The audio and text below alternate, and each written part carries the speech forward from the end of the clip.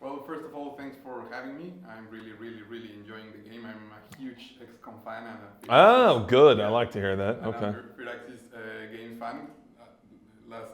This morning I just met Sid Meier's, and I was like, oh my God, there's Sid Meier's. I know he's very unassuming too. He's always just like, "Hi," and you're like, "Yeah, I know, but you're Yeah, Sid Meier." You're a legend. Yeah. Yeah. And I'll tell you, actually, the cool thing about Sid is, I work a lot, but I think maybe the only guy at this company that works as much as I do or more is Sid. If I'm in here on the weekend, guaranteed he'll stop by and say, "Hey Jake, how's it going?" I'm like, "My God, Sid, you don't have to work this hard anymore." Yeah. But yeah, he's awesome.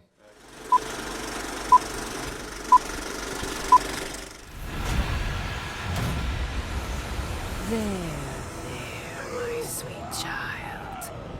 Mother won't hurt you.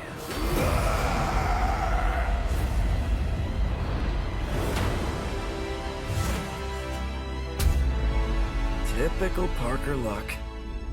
I'm gonna need some backup.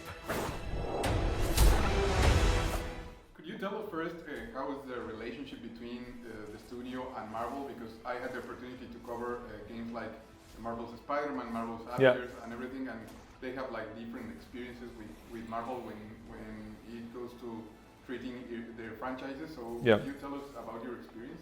Yeah, so the way that we work with them, I mean, the way it started, and I talked about this, so they contacted us because Jay Ong, who's he's the vice president at Marvel, he's a really big XCOM fan. And so they reached out to our publisher, 2K, who then talked to us and they said, hey, Marvel wants to know if you'd like to make a game with them. And of course, I was like, I'm a huge Marvel fan, so I was like, oh my God, yeah.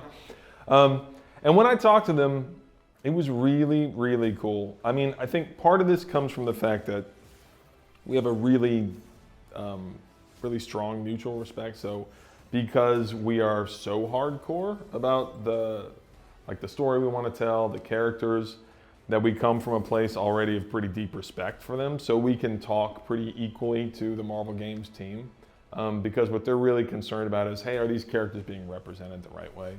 But they never said to me, you should tell this story. They didn't even say like, maybe you want to tell this story. And they never said, you should maybe use these heroes. And they never said, well, you should maybe make the game this way. They've never, ever done that. They really, from the beginning, were like, what story do you want to tell? What heroes do you want to use? And tell us what the game's going to be like. And again, the idea of the hunter, which is even now looking back kind of hard to believe. From the very beginning, I said, hey, I want a customizable avatar for the player, and that means I want to make a new superhero in the Marvel Universe. And that was from the very start. And they were like, okay. They're like, it's going to be a lot of work. They're like, but sure, that sounds awesome to us. So they're very enthusiastic. They could be very gatekeeping and red markers saying, nope, don't do that, nope, don't do that, but they're really not like that. They're very enthusiastic about our ideas. And so we catch up with them, we sync with them, once a week, and we always talk through everything, but it's been a really good relationship. Okay, and how are you making the game more accessible for Marvel fans? Because they are not necessarily familiarized with strategy games. Yeah. I mean, the genre has this kind of image or face that is like a pretty hardcore genre.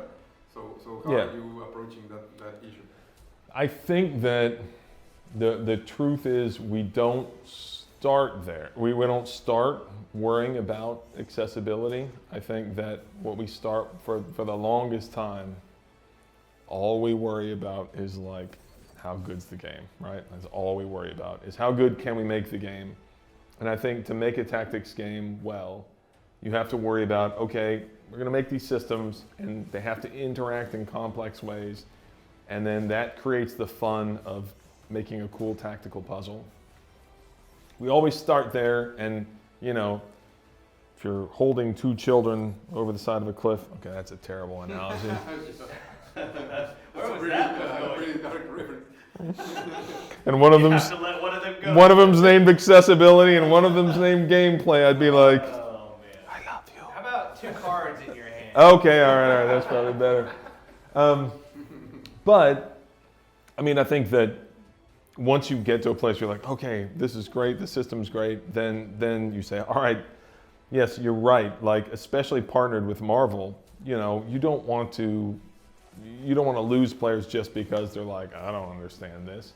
There's always going to be players who are going to be new players that join, and I think with tactics, there are going to be players that are like, I've never done that. I've never played a game like that before. But it's interesting because the cards actually give you complexity. They give you like these really interesting complex mechanics that players really understand, and so that makes them accessible. So if I were to say, hey, I've got all your heroes' abilities, and you only get some of them every turn, and I didn't use cards, people would say, what? I don't know what that means. But because we're using them as cards, we can say, hey, we deal you a random hand of cards. And people are like, yeah, okay, I know how cards work, you don't have to explain that to me. And so whenever somebody says like, I get that, you don't have to explain that to me, you're like, oh, thank God.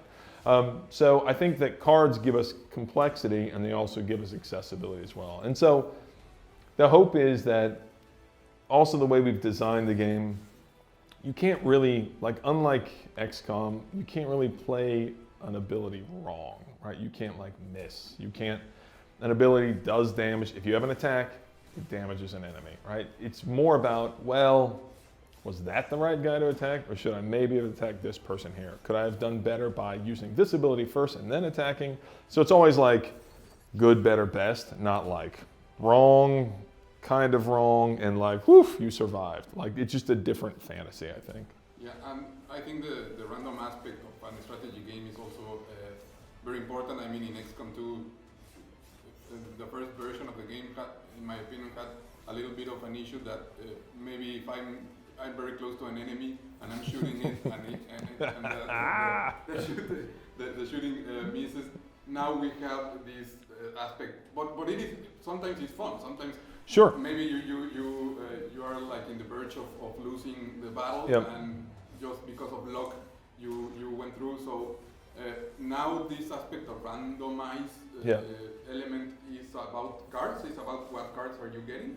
Yeah, exactly. And so that would be an example of, and it's a great part of XCOM is like you can generate stories, but that moment of like being really close, having a high chance to hit, and then missing. Creates a moment of, as a player, and I've experienced this obviously, of a player where you're like, what am I supposed to do? Like, what did I do wrong? And so that element doesn't exist in Midnight Suns, where it's more a case of, look, you got to play the hand you're dealt. Literally, you have to play the hand you're dealt. We've given you these abilities. They do exactly what they say they do. There's no way to do them wrong. You know, there's nowhere it's like, sorry, bad luck. Instead, it's more a case of, this is the puzzle. You got to solve it, but these cards do exactly what they say. Yeah. Okay, and in terms of gameplay, which is your main inspirations besides XCOM? Because the card system reminds me a little bit, or a lot of it, of the Metal Gear Acid game. Metal Gear Acid was awesome, man. Which I loved, and I think they are very, very underrated. Metal Gear Acid is awesome. Yeah. That actually did a lot of things. You could like discard to gain a move and stuff like that. That Metal Gear Acid was awesome. So nobody has actually referenced that. That's a very good poll. So yes, Metal Gear Acid.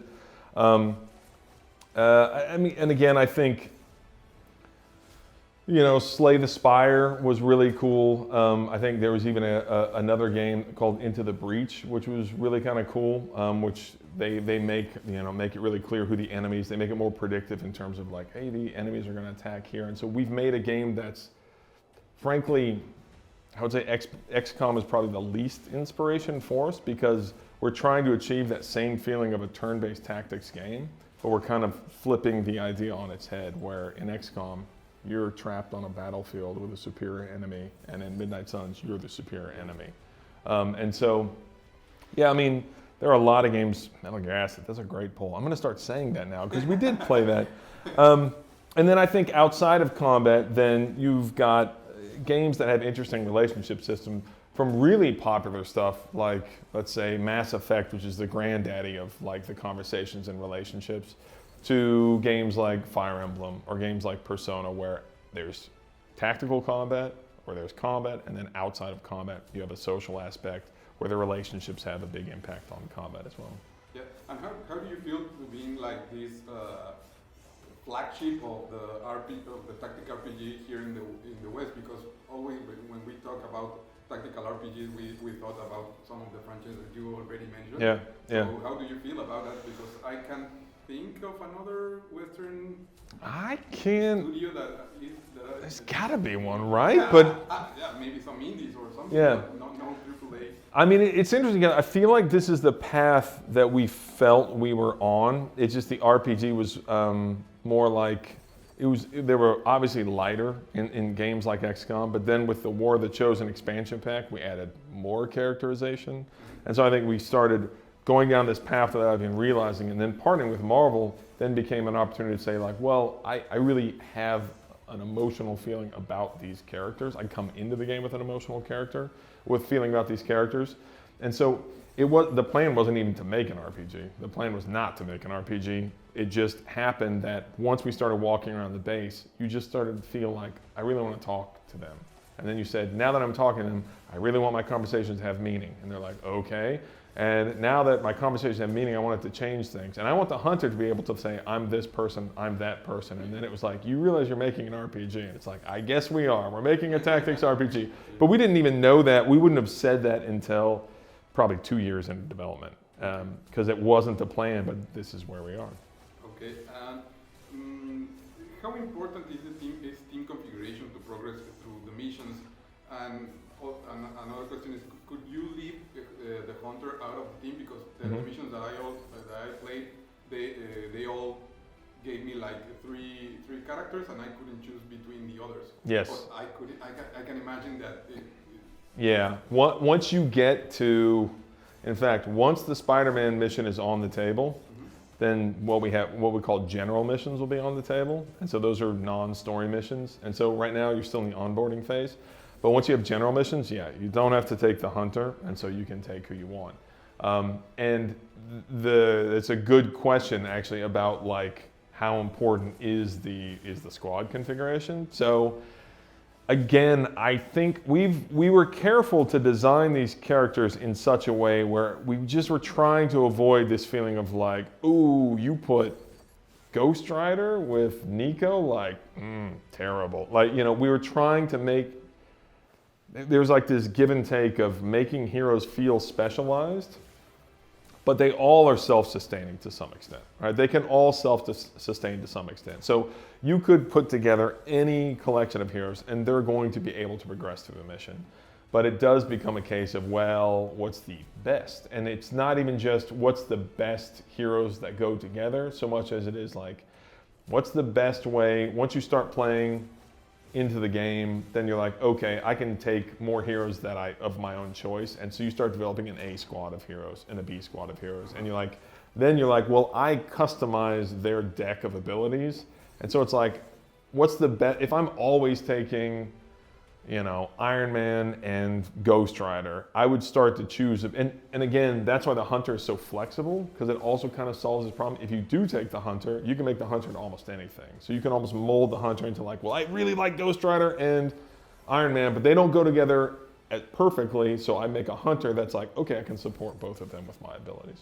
But you can make it through any mission with any trio of characters. I'm sure I've played every trio together at this point. But yeah, I mean, I think that some heroes naturally synergize. Okay.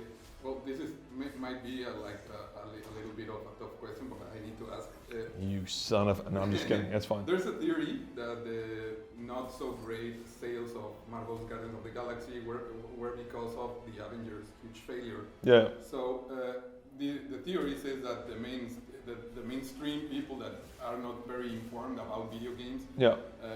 Were confused and thought that Guardians game was just like an Avengers DLC. Oh yeah. Like a same game, but with other characters. Sure.